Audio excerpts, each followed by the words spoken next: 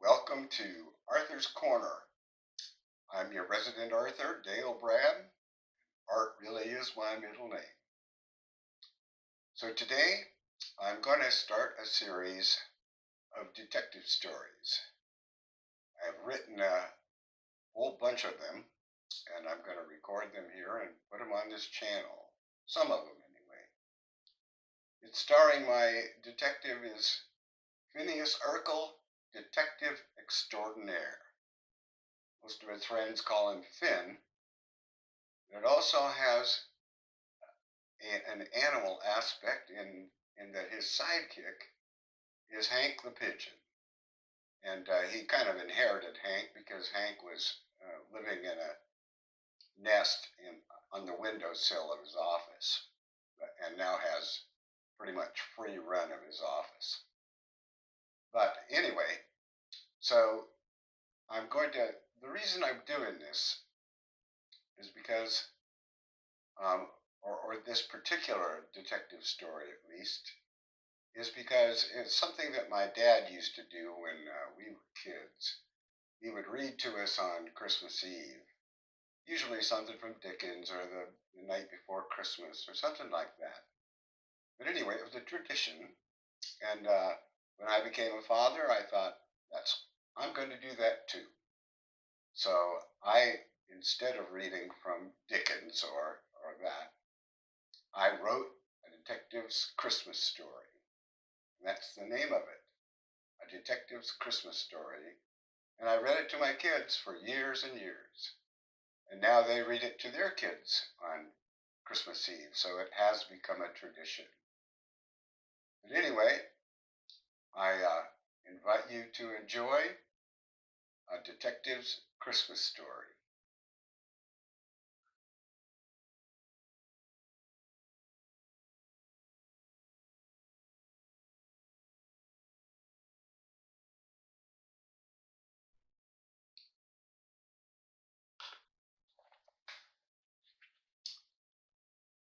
A detective's Christmas story. I was a week into my stakeout in front of Botticelli's grocery when I first saw the kid. It had been cold. Snow and icicles. The city looked like the inside of my Frigidaire, where even the popsicles were shivering. The kid wasn't dressed for it, but day after day he was back in that same shop window across the street from my stakeout, pushing his runny nose against the glass. My first response was to yell at him to beat it, but that would be out of character, because I was in disguise. I was Santa Claus. Botticelli had hired me to find out who was keeping his produce. He was old school and liked to wheel out stacks of fruit on the sidewalk in front of his store, cold or hot, rain or shine. My job was to find out who was pilfering peaches, pocketing pomegranates, purloining the plums. You get the picture. It had not been an easy nut to crack from a professional standpoint. My first thought was to rent a room across the street, set up a spotting scope, and spy on the felonious fruit fleecer. But Botticelli nixed the idea. Fruit, it grow on trees, Mr. Erkle. Money, it don't. A drugstore wooden Indian costume would have been perfect, except it wasn't a drugstore, and there was the real danger of customers' dogs mistaking me for a fire hydrant. Finally, I had a stroke of genius. Hadn't I seen Santas outside stores around town? After some quick surveillance, I found out what I'd need. A Santa costume, a bell, and for some reason a bucket or a pot or something. I gathered my tools, and 2 weeks before Christmas, there I was, ho-ho-hoing, ringing my bell and keeping my jolly old eyes peeled. I solved the case in 2 hours. It was old Mr. Springle's seeing-eye spaniel. Springer was blind, so it took him a while to pick out the right fruit. And all the time that dog was wolfing down plums and grapes and cherries like he was at a church potluck. I'd hate to have to clean Springer's yard. That job would have been the pits. But I found out something that made me pause. Something that stopped me from spilling the beans on this mango-munching bird dog. Something to delay me from blowing a whistle on this berry-browsing Bowser. People going by would throw money in my pot. Now I got it. Duh me. That appeared to be the purpose of the pot in the first place. What a scam. But then I reasoned it out. Sure, how else was Santa supposed to pay for all those toys? Not to mention the reindeer. Hay don't grow on trees either. And then there was Purina elf pellets or whatever. If I held off fingering Fido, I could reap this holiday harvest all the way to New Year's. Fat lot, I knew. Turns out after Christmas, Santa is persona non grata. Pardon my French. There for a while, though, we made some beautiful music together, the soft brushes of folding cash slipping into the pot, the tinkle of coins, and me and my bell calling in the sheep for shearing. It was a sweet setup. I even tried to get Hank the pigeon involved. Got him a little elf hat, but he wouldn't have nothing to do with it. I guess he thought he looked undignified or something. What a laugh. Okay, it was a bum idea, especially when you could bet Hank would be up to his beak in blueberries and Butterjelly would bust him. But it was a sweet setup.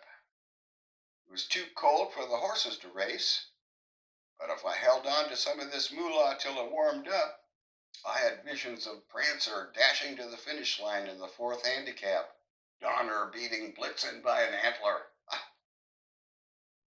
Then the kids started showing up, standing on the sidewalk, staring in the store window and hugging himself to keep warm.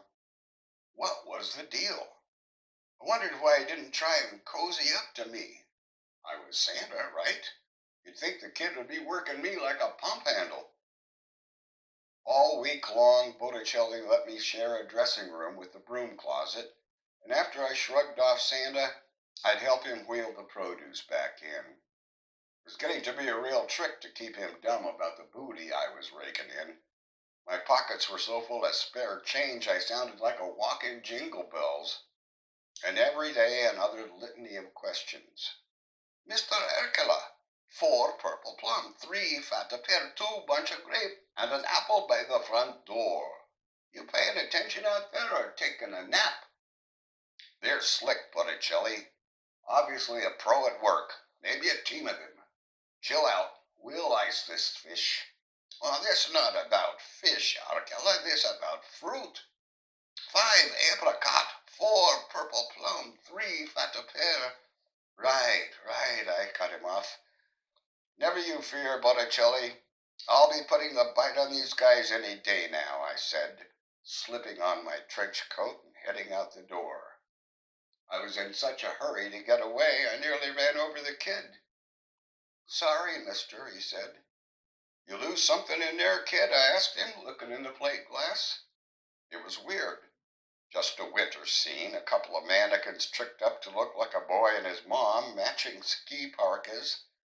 They looked like they were having fun playing in the fake snow. And then it hit me. They looked warm, too.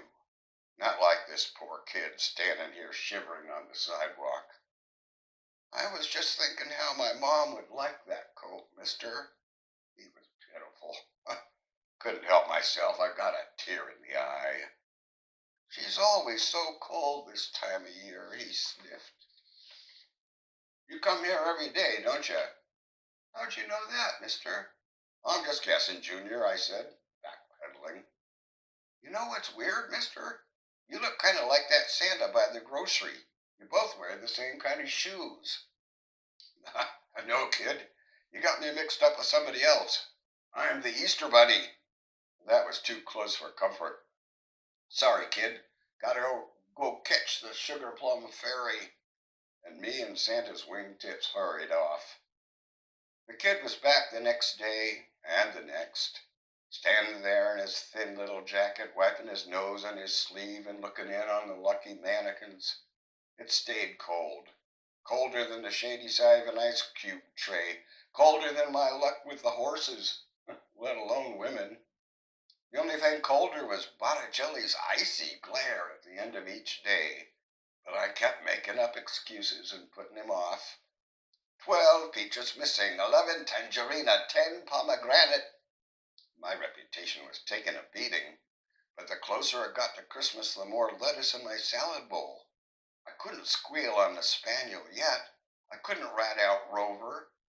The Santa thing was just too lucrative. What else could I do? I kept ringing the bell and dodging Botticelli. Then one day, the kid brought his mom. She was a frail. Her coat was thinner than his. She put her arm around him and hugged him close as they both stared in the window. I got another tear in the eye and started thinking about all this money I was piling up.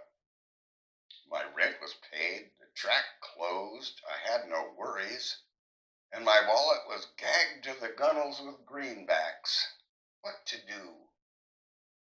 They wandered away and I started getting an idea. The gig was up. That was it. I was through being a fake Santa, an ersatz Claus, an Ain't Nicholas. At quitting time, Botticelli was swooping around as usual like a fruit bat. 7 pound of peanuts, 6 ripe bananas, 5 apricot. Hold it, Botticelli, hold it. I finally got the goods on our fruit napper. Your perpetrator is a pup, Springer's spaniel. While the old man's busy kneading nectarines, the dog's gobbling groceries. Is true, Mr. Erkle? You solved case of fruit? Oh, happy day! He was fairly dancing now. You gonna get a bonus. Hey, hold your horses, Botticelli. You're already out a bunch of produce. Keep a couple of sawbucks. Cut your losses. Christmas, Erkle, Christmas. I gift you this merry way. He wouldn't be denied no matter how guilty I felt. So I decided I'd better go along with him. I didn't have any choice, and besides, like I said before, I was getting an idea.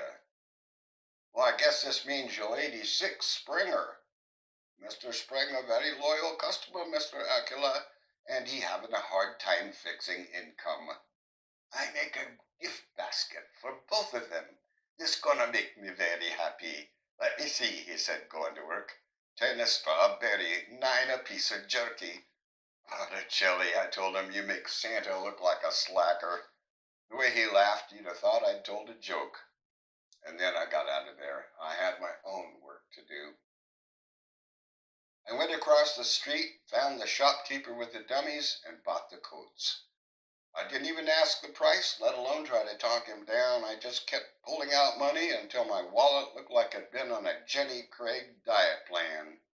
Santa the sap. Somebody's going to be warm this Christmas, he said, as my holiday spirit heated up the cockles of his cash register.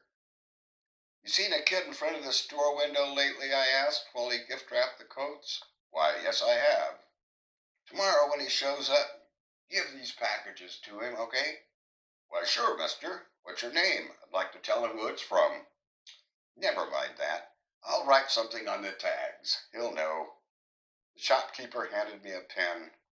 I brushed a tear out of my eye, sniffed, and wrote, Merry Christmas, kid, from the Easter Bunny. It was a Christmas to remember.